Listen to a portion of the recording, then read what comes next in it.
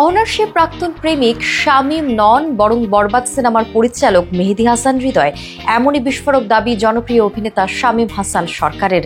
ছোট পর্দার অভিনেত্রী অহনা রহমানের প্রেম জীবন নিয়ে যখন সামাজিক মাধ্যমে ব্যাপক আলোচনা চলছে, তখন এই বিষয়ে মুখ খুললেন অভিনেতা শামীম। ভাইরাল হওয়া অহনার এক সাক্ষাৎকারে নিজের নাম জড়িয়ে পড়ায় ক্ষুব্ধ প্রতিক্রিয়া জানান এই অভিনেতা।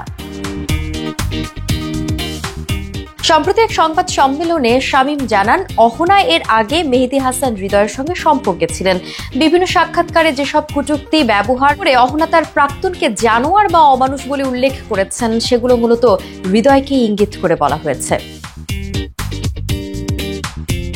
শামীম বলেন, সংবাদ সম্মেলনে যদিও আমার হৃদয়ের নামটা বলা উচিত হয়নি, তবে না বলেও উপায় ছিল না। তিনি জানান, হৃদয় অহনার প্রায় 5 বছরের সম্পর্ক ছিল।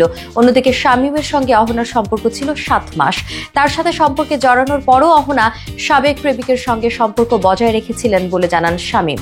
তিনি আরও বলেন, অহনাই কিন্তু ডাবল টাইমিং করেছে। এর আগে পুরনো এক সাক্ষাৎকারে নিজের প্রাক্তনকে নিয়ে কটূক্তি করেন অভিনেত্রী অহনা। সাক্ষাৎকারের সেই ভিডিওটি সামাজিক মাধ্যমে ভাইরাল হলে অভিনেতা শামীম হাসান সরকারের কথা উল্লেখ করেন নেটিজেনরা। অনেকের দাবি, অহনার কটূক্তি করা সেই সাবেক প্রেমিক অভিনেতা শামীম। তবে এবার এসব বিষয় নিয়ে সরাসরি মুখ খুললেন ছোট পর্দার এই অভিনেতা।